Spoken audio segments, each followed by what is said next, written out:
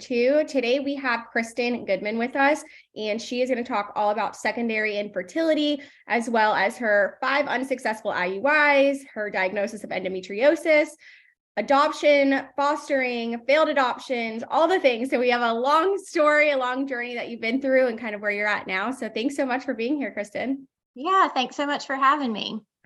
I saw that sigh as we were going through the list of things. And before we hit record, you were saying it's been a really long 6 years. So yeah, I guess start from there. Cause what is that? 2014, 2015? Yeah. So 2015, I guess. Yeah. It's been crazy. You don't even realize how much time has gone by until I sat down to think about everything that's happened. And then you're like, whoa, it's been years, So yeah, I guess it started back, I got married in 2013, knew from early on that wanted to be a mom. That was my number one thing. I'm a teacher, love working with kids. So I always knew I want to be a mom. That was my goal. The reason I went into teaching was because of the schedule and how much time you get at home with kids. And so from there, we were married for a couple of years, got pregnant with my son. Very easy in 2015, right away, just stopped taking birth control and boom, got pregnant. And I was like, this is great. This is how it's going to be, never had a second thought. And then, let's see, he was about 1.5 and we decided to try again and got pregnant pretty easily again. And that was, I think we tried for probably 2 or 3 months, got pregnant then and had a miscarriage at about 8 weeks. And I was like, all right, what's going on? Because it was all so easy before that. But I'd had a few friends who had had miscarriages and ended up getting pregnant pretty soon after. So I was still this is part of it. It happens to so many people. And so it was so sad and devastating and hard, but moved on. And then months went by, wasn't getting pregnant. And so at that point, obviously I'd not been on birth control for a long time. And I started getting very heavy periods, lots of pain. And I just kind of thought, well, maybe this is what periods are like after you have a baby. I had no idea. Because before my son, I had been on birth control. And then, I don't even really remember how I ran into the term endometriosis, but I didn't really know anyone with it. I'd never really heard of it before. I feel like I was probably just Googling heavy periods and came across it. And I was like, gosh, I feel like I have all of these symptoms. But I didn't really have anybody to talk to about it. I mentioned it to my OB and she was kind of like, I don't think so. I think it'll be fine. You're still really young. You're going to get pregnant. At this time I was 27, 28. So she was like, let's just keep trying. A few months went by, nothing happened. So she was like, let's try some Clomid. So I did 3 months of Clomid. And gosh, it's so hard to remember that long ago. I'm listening. Isn't it crazy? So I'm assuming they just did not quote unquote, treat the endo that you suspected. And they just said, let's try Clomid. Yes, exactly. Because when I brought it up, she was a great OB. I loved her, but she was just kind of like, I don't think that's what it is. I think you're just getting used to having a period without being on birth control. And I think it's going to be okay. So she was like, let's do the Clomid. Did that, still wasn't helping, didn't get pregnant. And then she was like, okay, I think I'll send you off to a specialist. So we were living in Charlotte at the time, went to a fertility clinic, had the whole workup done. At this point, I guess it was right about a year after the miscarriage. And of course, my husband was fine. All of his stuff was perfect, shining star. And then they couldn't really, I was kind of just unexplained. They didn't really know what was going on. So everything looked okay.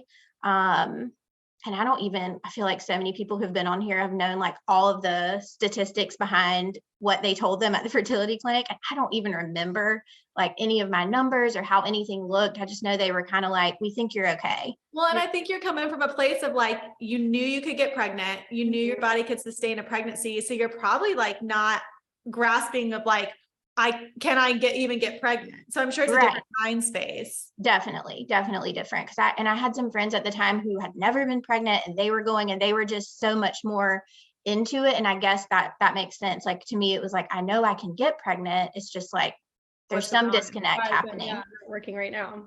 Yeah. And the doctor I was seeing there was very old. He was super sweet, but he was not very like up on anything new. And to me at that time, it felt like endometriosis was new. Like, and I felt like he was kind of like, he was pretty honest. He was like, I don't really know much about it. I would be surprised if you had it. And I'm like, I feel like I have it. Which is And gotta be so frustrating because now that's like the second doctor that you've like brought this up to and they've kind of dismissed you. yes, definitely. And even my husband was like, the doctors are telling you you probably don't have it. And I'm like, but I really think I do. You know, you have like this intuition that like something is wrong. And I remember talking to friends and being like, I just feel like something is not right. And so they decided the only way to figure out if I definitely had endometriosis was to do the surgery. And so at that time, since they were all telling me they didn't think I had it, I was like, well, I don't want to do this surgery if you guys don't think I have it. Mm-hmm. So they were like, well, let's try IUI. We think IUI will work. So we get on board for IUI. Trying to remember, I think they gave me, what was it called? It was a shot that I had to do right before the IUIs. Like the trigger, I think it's like an HCG trigger shot. Yeah, so I had to do that each time. We ended up doing 5 IUIs. With a 2.5-year-old?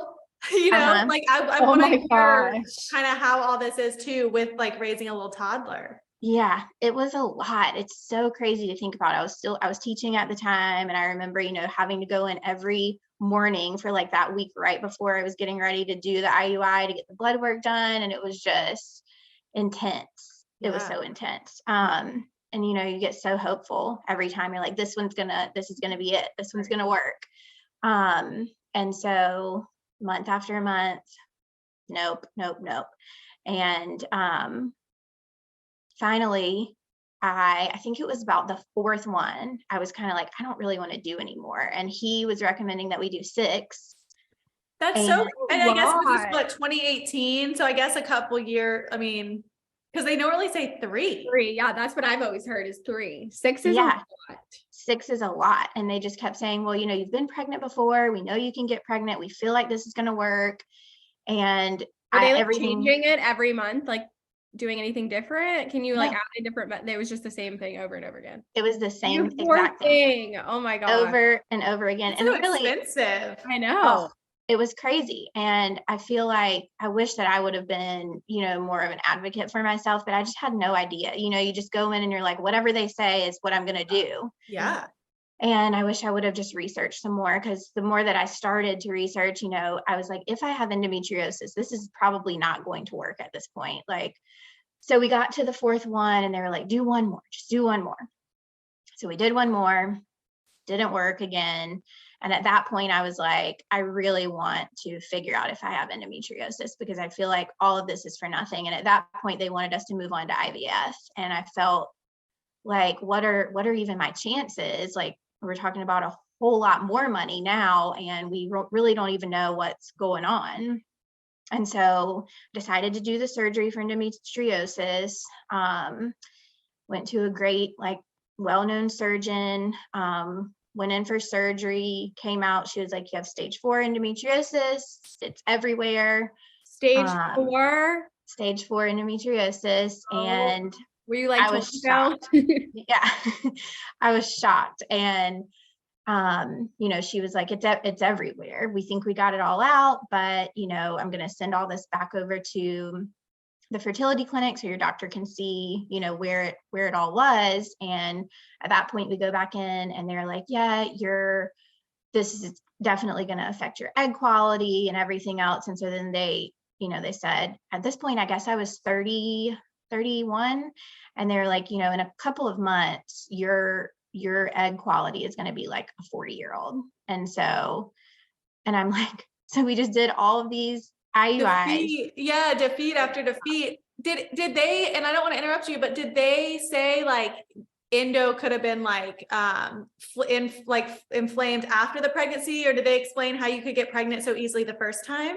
They did. So they said that and I'm definitely not a doctor, so no one quote me on this, but that the birth control kind of suppresses the endometriosis. And so I guess since I was about 18, I'd been on birth control, and I'd never had, I had very, very easy periods all along, like very little pain, very little bleeding. And then as soon as we decided to get pregnant with my son, I stopped taking it and got pregnant immediately. So you got probably, pregnant.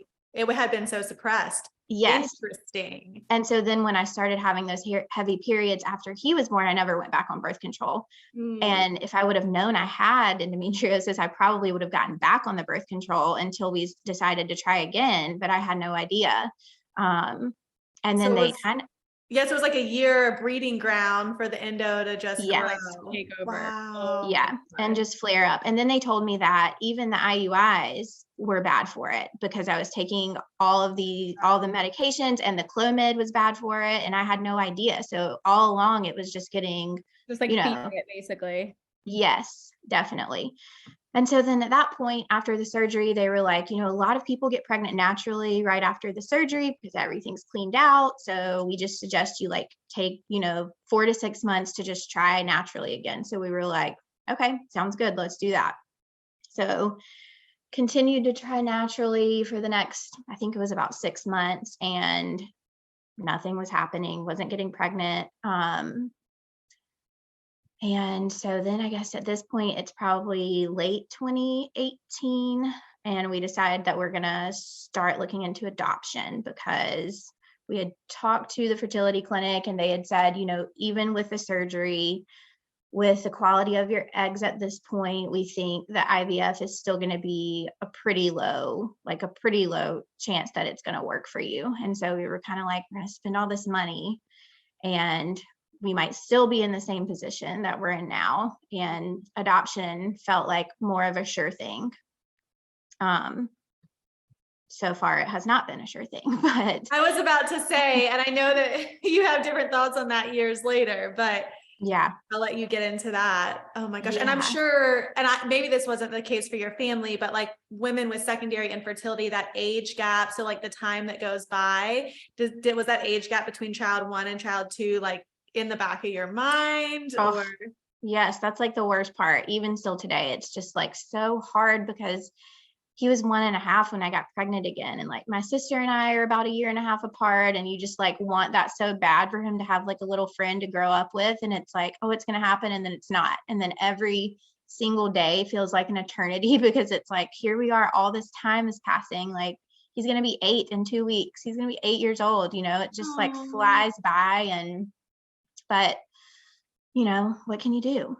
yeah, but it is so hard. Yeah. My mom and aunt are 7 years apart and best friends, like the weirdest type of best friends ever. Like they literally follow Amanda knows they follow each other from they're the cutest thing ever. They watch my daughter. So anyways, it can happen. They can still be best friends. Yes, it can be wonderful. Yeah, it can. Just a different relationship, Absolutely. Okay. Yeah. So at that point, we were still living in Charlotte. We were getting ready to move to Greenville, South Carolina. So we were going to be moving out of state. And for adoption, you have to have your home study done in the state that you're living in. So it was like a waiting process. We knew we were going to be moving, and I wanted to start the process for adoption because, you hear all these stories of it taking years. So I'm like, let's get it started. So we did go ahead and sign on with an adoption agency, but we had to hold off to get active because we had to wait until we moved to the new state to get our home study completed. So there were about 5 to 6 months of time where we knew we were going to be working with this agency, but we had to be living in the state to get the home study completed. So it was late 2018 when we finally started our paperwork, got our home study done for adoption. And this was for domestic infant adoption. And it was just a whole new world, but we were like so excited. It was like the whole thing felt like this is going to work. This is going to be good. This is great. We were both on board.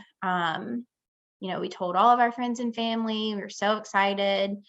And when we signed on with the agency, we had to go through all of our I hate to call it like our list of wants for a baby, because all we really wanted was a baby, but your preferences, because there's such a wide variety of situations that you hear about with adoptions. And so you have to, say, are you okay with drug exposure? Are you okay with any kind of special needs? All of these different things, it's even harder to say no to those things when you want a baby so bad, and so And that was Kristen, yes, I don't know if you guys had to do this too, but in my process, it even goes as far as like the birth mother and birth father's like mental health in their family.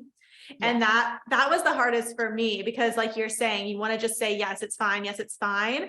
But a lot of adoption now are open adoption. So then you're like, hey, well, this is a lifelong commitment to potentially deal with like a bipolar birth mom, or have that kind of go into the child.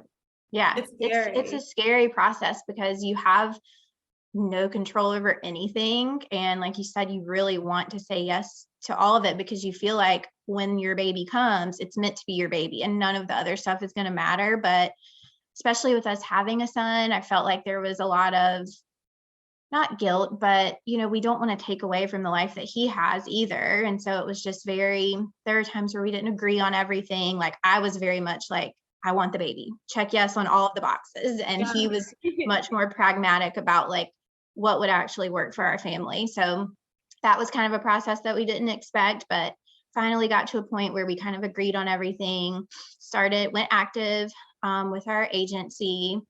And we also had to say like what our budget was. And it's outrageous how much adoption costs. It's outrageous. I remember we gave them our budget and I was like, oh, we're going to have like the biggest budget of everyone. And then they came back, they're like, you might want to up that a little bit. We're like, are you serious? It's so crazy. Oh my God. It's crazy. And that was exactly what happened to us. So they kind of gave us a range of like, here's where everyone typically is with their budget. And so we were kind of like right in the middle, I feel, of what they originally told us. We started out, had a few months, we were getting lots of calls about different situations. And then we would be presented with all of the information that they had. And then we would have to either say yes or no.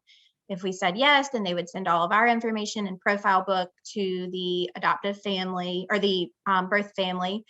And then they would get to say if they wanted to match with us or not. And so we went through that process for, I would say, 4 or 5 months.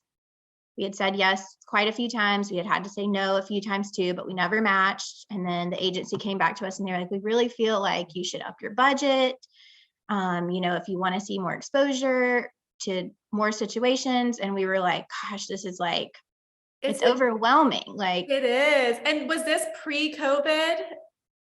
This was pre-COVID. Okay. Yeah. We ran into a lot of COVID related issues too, in terms of matching with families. Oh, I bet. I can't even imagine going through that during the COVID, like with this agency specifically. There was just so many little things that didn't leave us feeling great with the agency. And I really liked our consultant that we worked with. She was super sweet and was checking in on us a lot, but it was just always felt like we needed to do more, like financially, or we needed the agency I used? I was after the call. We can see. Do we use the same one? We did. I think we talked about it. Yeah. Yeah. Wow. I was like, this sounds very familiar. Yeah. And so I don't know. I don't know. I don't want to talk bad about them at all. I know they've done wonderful things for so many families, but for us, it just got to be too much. And so our contract with them was for a year. So we got right to our year mark and we were really like, do we want to sign another contract,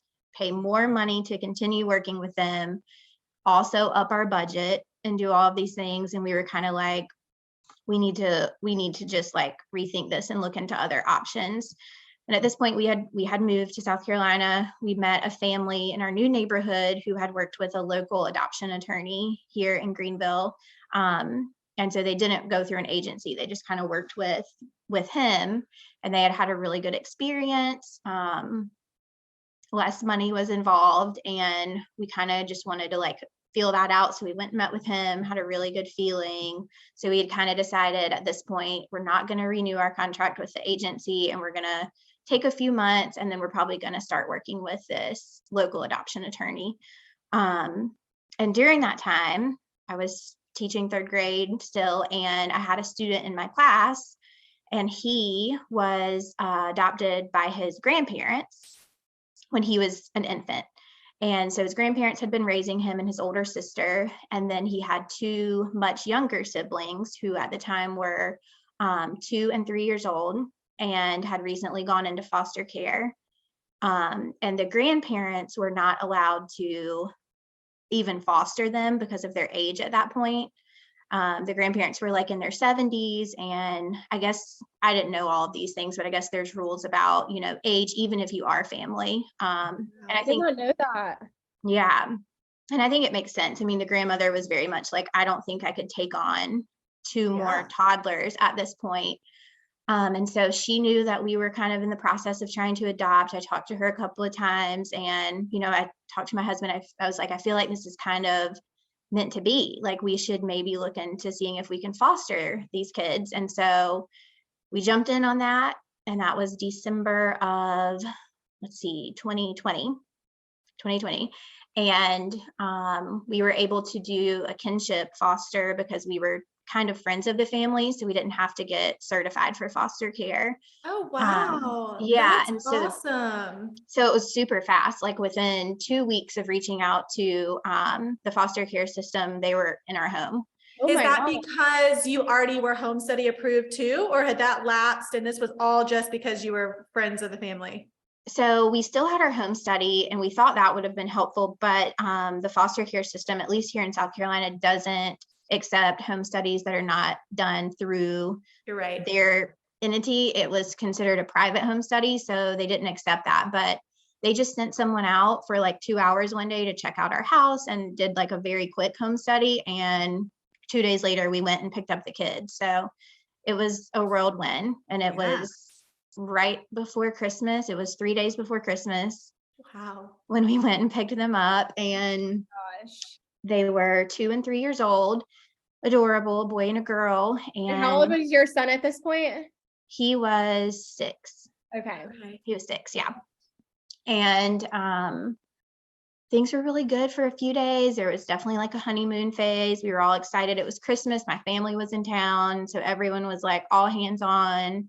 And then we found out, I don't want to share too much of their story, but there was a lot of trauma, of course, that they had had in their past. And it ended up being a situation where they really needed like therapeutic foster parents who had been through training, probably best for like a family that didn't have other children. They just needed a whole lot of intensive care to get them to where they needed to be.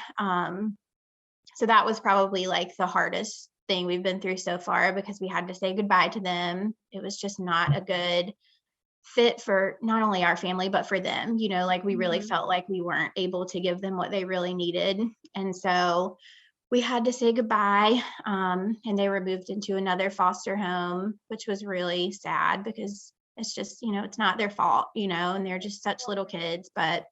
And going through the adoption process myself, my husband and I looked into foster care, and the story that you just described, that happens a lot, where like you said, it was for their benefit. It wasn't like, oh, our family couldn't, it wasn't the best fit for you, but it wasn't the best fit for them either. And I think that happens a lot with fostering.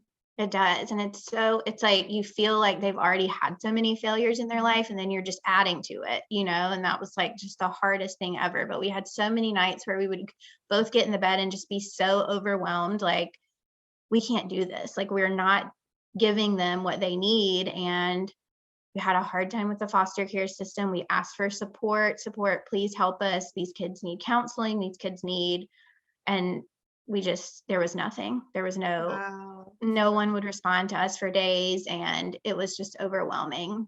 And so we had to say goodbye to them and move on from that situation. But we did continue to check on them, and they were just recently 2 months ago adopted by a family. So I was so happy to hear that. That's wonderful. Yeah, and got to stay together. So that's great news. So all of that worked out. And you just have to say, even those few weeks that they were with us, they were here for about 6 weeks. At least, hopefully, we did something good for them in those 6 weeks, We did. Yeah. So at that point, another door was closed. It felt like, And we decided, okay, so now we're going to go back to the attorney we had met with, and we're going to sign on with him and start this adoption process up. At that point, were you like, we're never fostering again, and you just want to only do adoption, or were you still open to both? We were like, we're never going to foster again, for sure. It was how we felt. And I think a lot of it was just being overwhelmed, and it was just like, I don't want to say anger, but there were a lot of things that just weren't told to us. And I don't know if it's because they just really didn't know the scope of what they had been through, or if it was like, we're just not going to share these things and hopefully it'll be okay. It's hard to say, but it just felt like there wasn't a whole lot of honest conversation going on with that process. And so we were definitely like, we want a baby, we really want a baby. Yeah. And not to go on too much of a tangent, but of course, I feel like any adoptive parent also considers fostering, but like someone coming from quote unquote infertility or loss, like a lot of people say like foster to adopt, which is actually the polar opposite of what the foster system is built around. It's built for reunification of the family. So like coming from infertility from your perspective and coming from recurrent loss from my perspective, it's so difficult to not get your hopes up that this will be a forever family. And I'm sure the system just doesn't, they just aren't as involved as per se in an adoption agency, which they too aren't the best. Yeah, exactly. It's definitely, we went into it knowing we wanted to adopt. That was our goal, of course. And so with that situation, we knew there was a good possibility that they were going to be up for adoption. So we went into it with an open mind, but it's so hard to go into the foster care system wanting to grow your family, but knowing that's not the goal of the foster care system at all. And so that is hard also. I can't imagine getting a little baby and not having the option to keep the baby. So yeah, that's really hard. And so then you guys meet the lawyer. Yes. Then we go back to meet with him again, decide to sign on with him. That was March of 2021, because coming up this March will be 2 years that we've been working with him. And kind of did the same thing that we had done with the agency, went through our preferences, budget, all of those types of things. It's a much smaller, I don't even remember when we signed on with the first agency, how many families they worked with typically at one time, but I don't think it was an honest answer that we were given, because I think they had said a number somewhere around 30 to 40 families at a time, but then there were times where I know there were more than that presenting to one situation at a time. So we wanted to work with something smaller, because I feel like that gives you a better chance of matching with a birth family, because I can't imagine as a birth mom getting 60 profiles to look through and choose from. That's just crazy. And Kristen, did you find out, or did you feel that like to your point, 60 profiles to a birth mother? What I feel like I kind of found out was the agency was almost prioritizing which books were being reviewed first. So like you might have presented to a birth mother, but you were like book number 54, and no birth mom's going to look at, maybe they will, but they're going to probably pick out of that top 10. And what we found out through the process was it was very manipulated. Yes, absolutely. Definitely. And I remember my husband being like, there's no way that all of these ones we've said yes to have even seen our profile book. There's just no way. And so every time it makes you feel like a failure as a family. You're like, what's wrong with us? Why are they picking us? Yeah. I remember being like a crazy person, like getting on their Instagram and like trying to see the other families and like, what do they look like? I want to see their profile. I did that too. And they tell you, like, don't worry about any of that. The birth mom that chooses you is going to choose you for like the craziest reason, but like, you can't help it. You want to compare yourself. You're like, we're here to know every time. Yeah. So that was really hard. So this attorney, they really do only work with less than 20 families at a time. And it's mostly just local families here in like the Greenville area. And so we were able to keep using our same profile book that we had, but it was the same type of process. They would get a call from a birth mom, then they would see if it matched our criteria for what we were kind of looking for. And then we would send our profile, and they told us each time exactly how many families they were sending. off to the birth mom to review. So most of the time sometimes they would just send ours, and then the birth mom would either say yes, or I would like to see more. So they would start with one a lot, just one, unless they requested more. And so we were getting a lot more activity, I guess you could say. Like, we were hearing a lot more situations and cases. I think by this point we had been presented with like 50 something cases. Wow. A lot. And yeah, and we had probably said yes to, I have a little like journal that I've kept with all of our adoption stuff. Like, I've written down every situation we've heard about and how it turned out and all of that. Right now we're on 75 cases, and we've probably said yes to like 60 to 70% of those. And so that's kind of how it went for a couple of months. We would hear about something. A lot of times we would say yes. The birth mom would technically choose us, and then she would change her mind before we ever really got any farther into the process. That happened 2 or 3 times. But when you say change her mind, you mean like in terms of family or in terms of choosing to parent? Choosing to parent. So it was like very quick. I'm trying to remember the first one that we said yes to.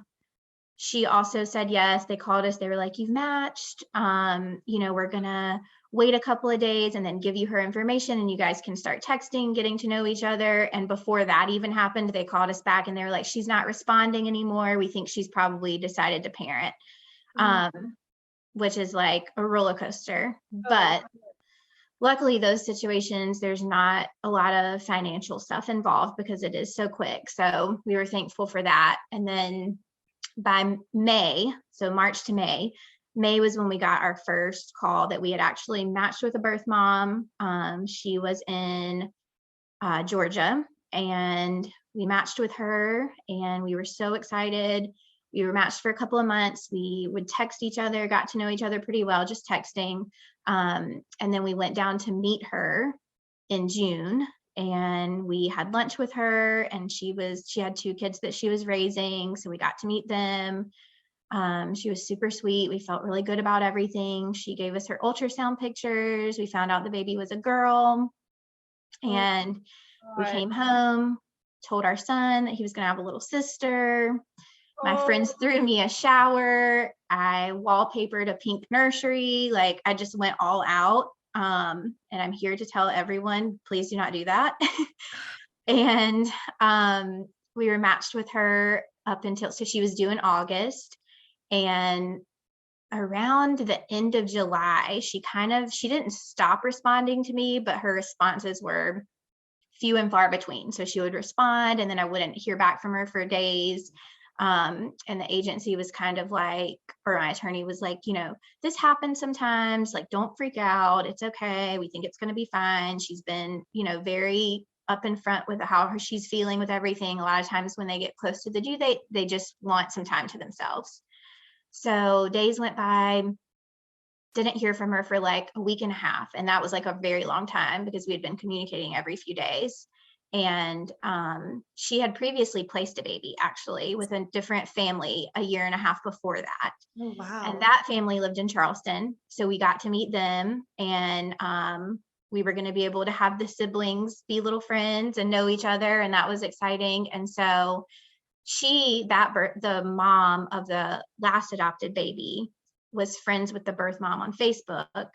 And after a few days of not hearing from her, the due date came and went. We didn't hear anything. She had the baby, and she had posted pictures on her Facebook of the baby, and we still hadn't heard anything. And so we were just thinking, she hasn't had the baby yet. She's going to call us when she goes into labor. And so the family of her other child that lived in Charleston, that mom called me, and she was like, I really hate to tell you this, but I think she had the baby.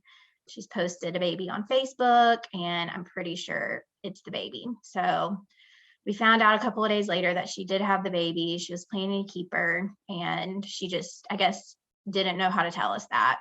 Oh my gosh, Kristen. Yeah. And so that was like super heartbreaking. And, we had gone all those months thinking this baby was going to be ours, and she kept her. So at that point we were devastated, and it was just shocking. I mean, when you go into adoption, that's like always a possibility, and a very likely possibility is what we've come to find out. But I'm like so speechless. That is, I'm so sorry. I know, I'm so sorry. The failed adoption rate when the parent chooses a place, isn't it like 24%, or is it higher than that? I think it's higher. So I think it's really dependent on agency. So I've heard numbers all over the place, but when you look online, it's 40%, which is really high. And I like, if I were in your shoes, I feel like the fact that she had placed a child for adoption previously, it would almost have felt like, okay, this is a birth mother that like has that quote unquote has it in her. Like that is something that she's gone through. She's done it. She's considering it again. So it was a good situation. So I would have felt really secure. Yeah. And that was exactly what we felt. We were like, wow, she knows what this process is like. She's been able to do it before.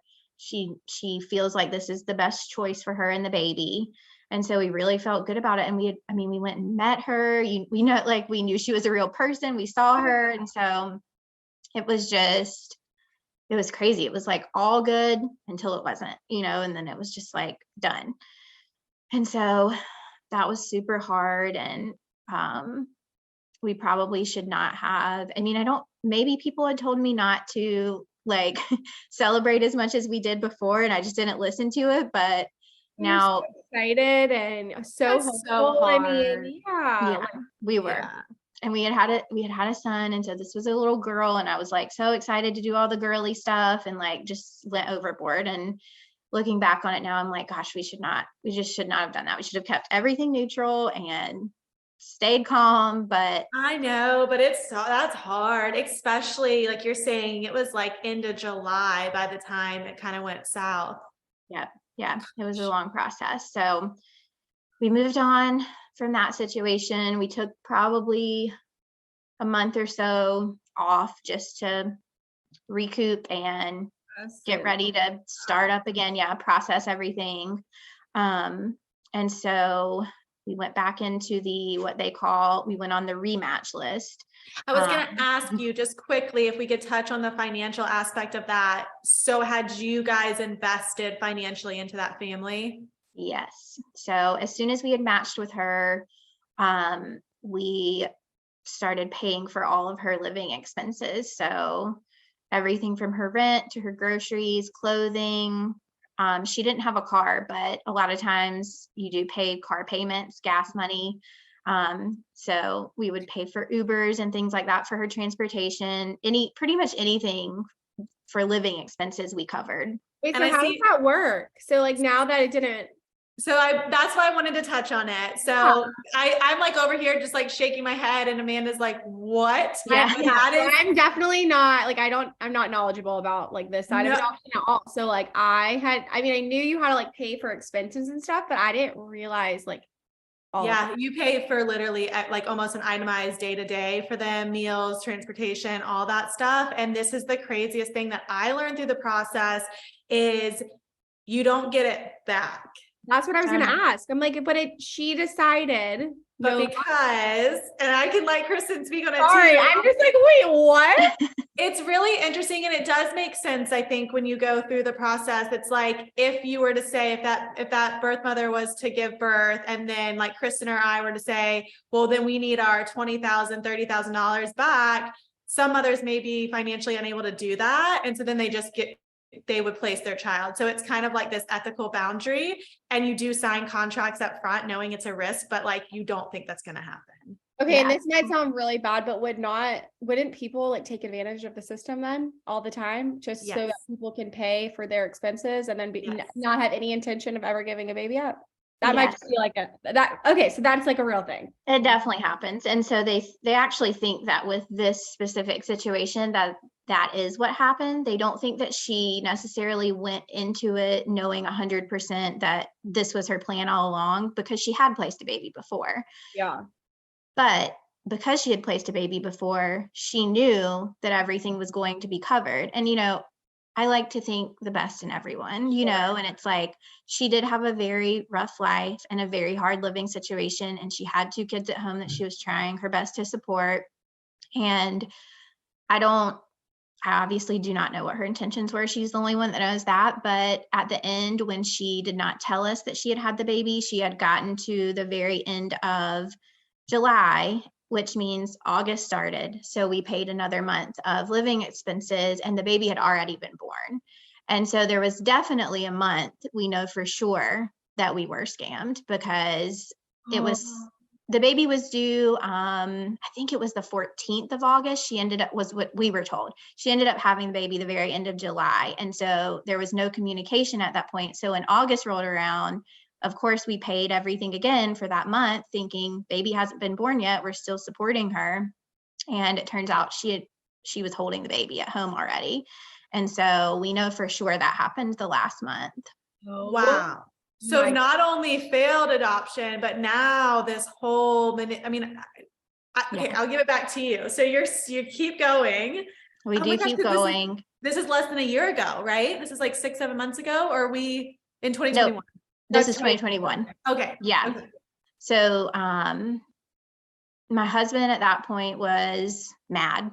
Like, he was just mad. And I was mad too, but I was just more sad, like for me, he's a very spreadsheets for budgets and all of that kind of stuff. And for me, it's like, I just want the baby. Like, what do we have to do to get the baby? Mm-hmm. And so, we had to kind of reevaluate where we were, because like you said, a lot of the money that had been spent was just gone.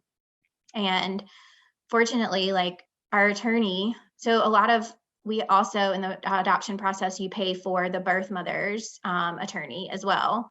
And so her attorney had charged for a lot of hours that they had worked on her case as well. So a lot of money was spent to her attorney, our attorney. And I can't imagine. I can't be imagining so angry at somebody and then having to pay their bills. I feel still pay. Yeah. Yeah.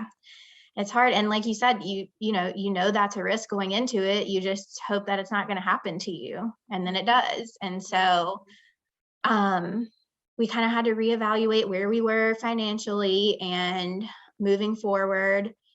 So some of the money that we had spent did roll over. So she connected with an agency who then reached out to our attorney. So there was an agency fee involved. That agency luckily rolls over the full amount to your next adoption. So the money we had spent on the agency, which was a lot, was not lost. We were able to roll that into a future situation. So really the only money we lost were the birth mother living expenses and then attorney fees that we had paid. And I don't want to say the only money because it was a lot of money, but and it's good and bad that it rolls over, right? Because now you're pigeonholed into not only working with this agency, but if you want to utilize that money, you're going to now just work with this specific agency. Yes. Yeah. So it's only with that agency. And so they kind of, if you decide not to work with them anymore, you can get half of your money back.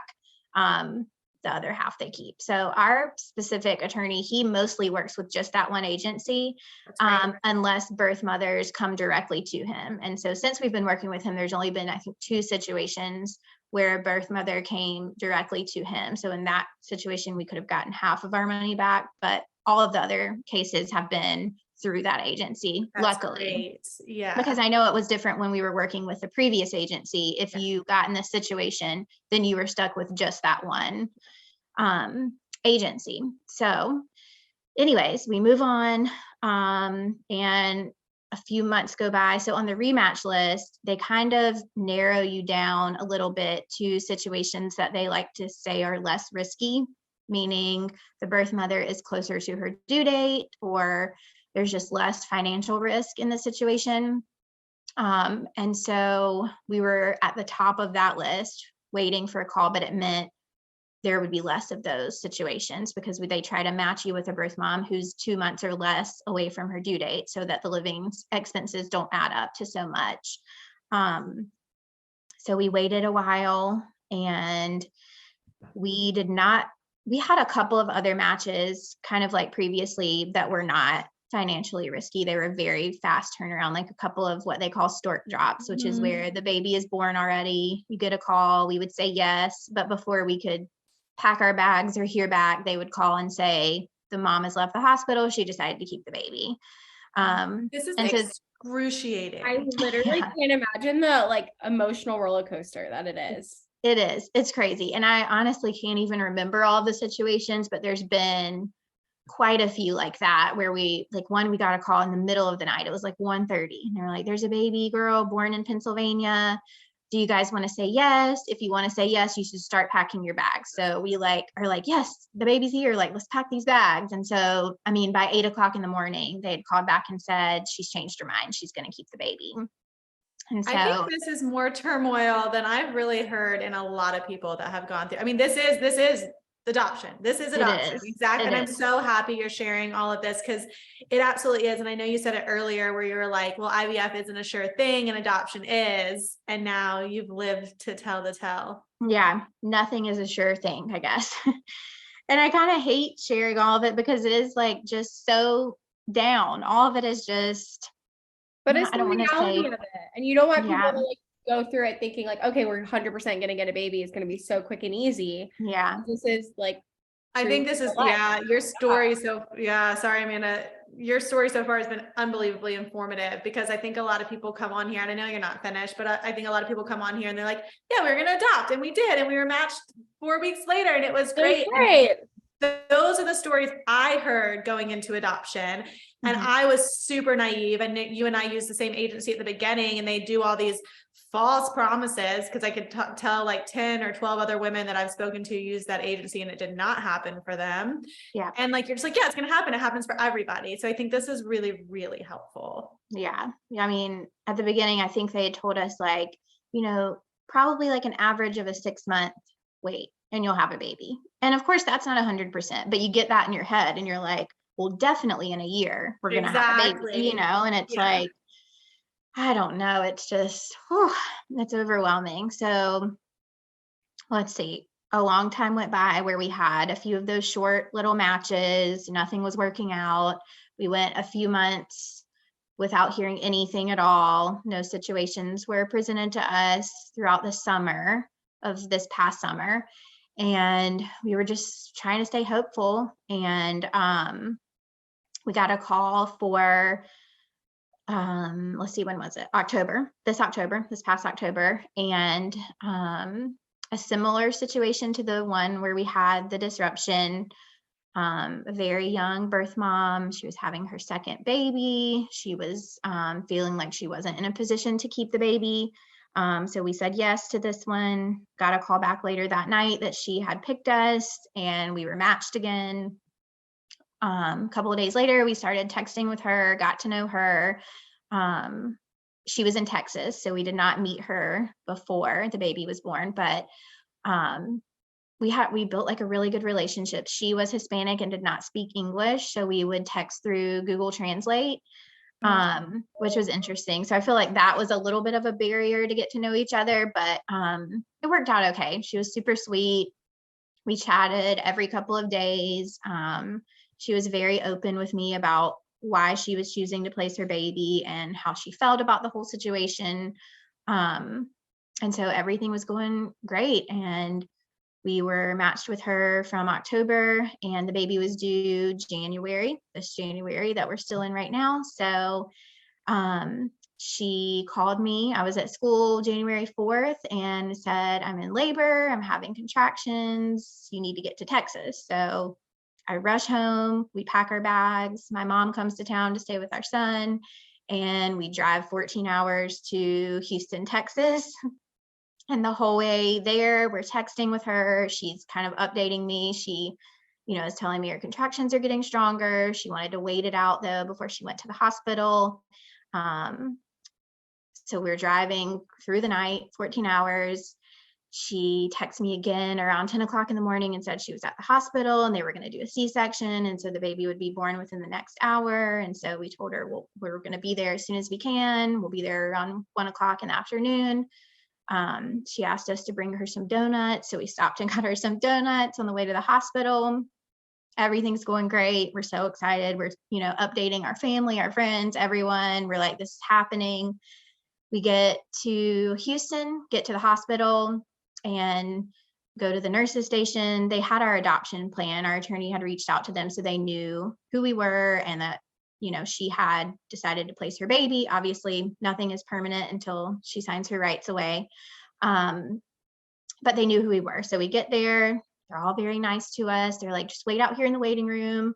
One of the nurses will come back and get you in just a little bit. So we sit there and we sit there. 2 hours go by, 3 hours go by. We're sitting in the waiting room, and the nurse comes out, and she has this man with her, and he was the social worker that worked at the hospital. And they were like, can we get you guys to come over in this room with us?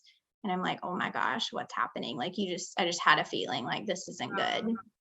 And so they sit us down and they tell us that she's having second thoughts, and that the baby's here, he's healthy, everyone's doing great, but that she's just having second thoughts. She didn't think it was going to be this hard, and she's just not ready for us to come back, and that we should just leave the hospital and wait to hear something.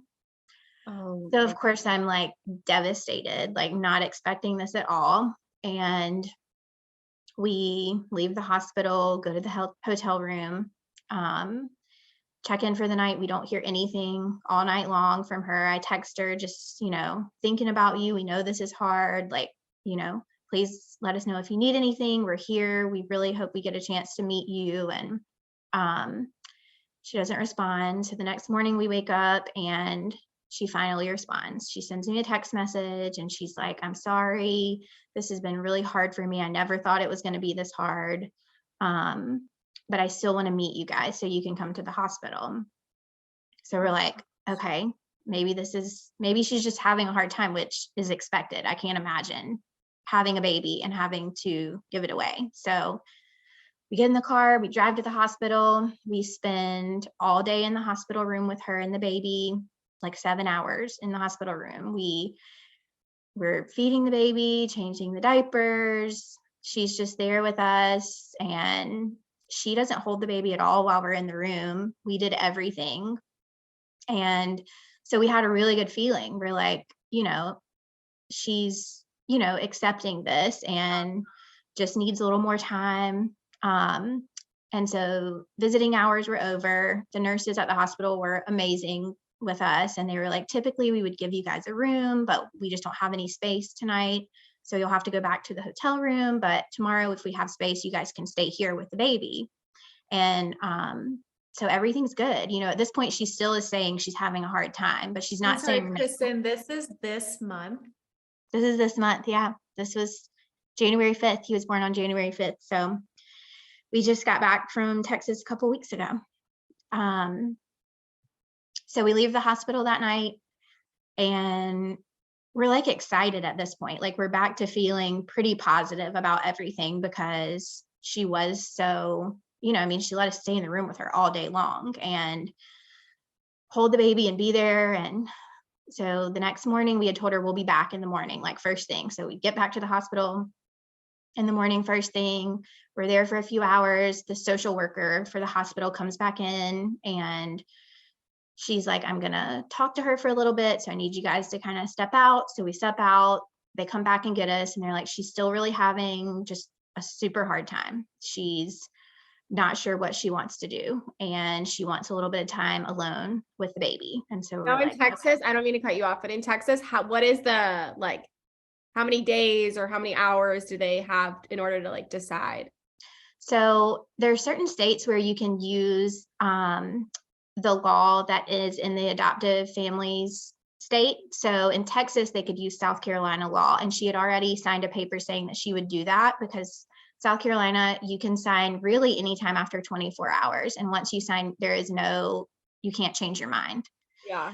And so she had agreed to do that. Our attorney said that they would have her sign at 48 hours. They like to wait 48 hours just because they know medication, all that kind of stuff. It's just better to wait 48 hours. So we were under the impression that at 48 hours, her attorney would be there and she would be signing.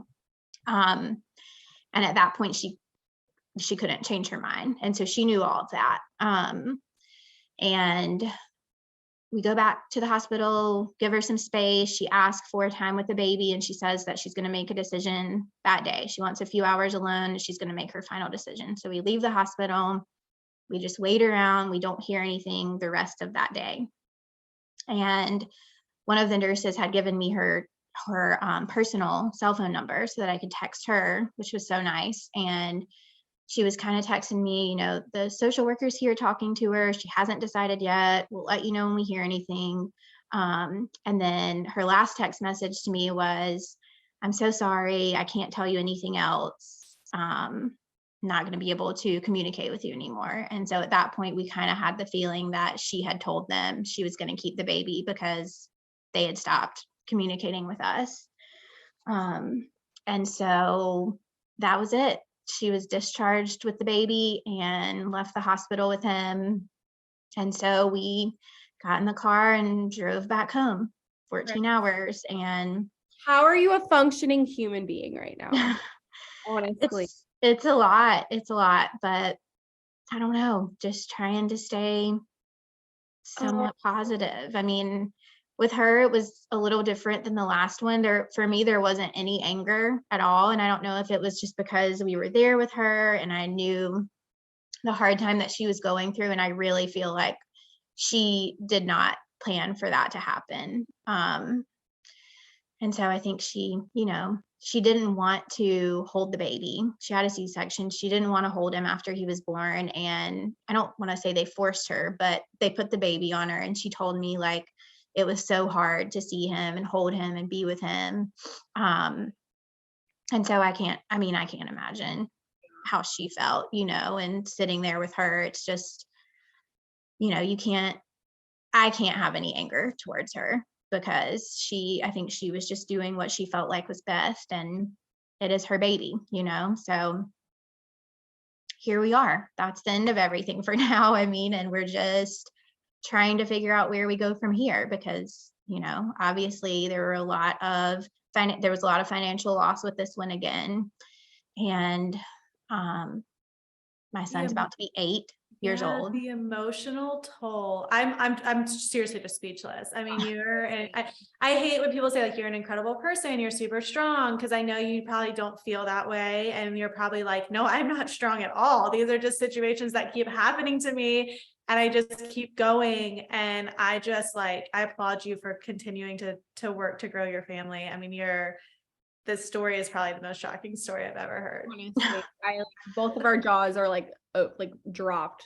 Truly. Oh my gosh. I'm so hopeful for your family. And you said your son will be 8 this year. Yeah, he'll be 8 in 2 weeks. So, at some point my husband's like, at what point do we say it's just not meant to be? And for me, it's like, never. Like I never say that. No, I am so hopeful for you guys. So I can just tell, like you want to grow your family and you are willing to do that. And like coming from your current loss for me, it was just keep jumping in. And I see that in you you're just like, what's next? What can I do next? And even when you like wrote to the show and you're like, this is our story. And at the end, you're like, okay, back to the drawing board and we're going to figure out what's next. Like, I had no idea you were going through all of this.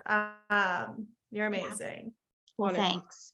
I don't feel strong, but like you said, it's just like things keep happening and what do? You have to keep moving forward. And I don't feel like giving up is the answer at this point. And, at some point we will have to. I mean, I'm 36 years old. I'm not a spring chicken anymore. So I don't want to be, a super old mom, but I feel like 36 is not too old at this point. It's not at all. You are still very young. Yeah.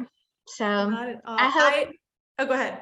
I hope this story helps someone. I know it's not like a happy ending, but there's not an ending yet. So maybe it will be eventually. I finger crossed hope this story helps you. I hope that we can put this out and maybe some people can, be introduced to you and your family and your story.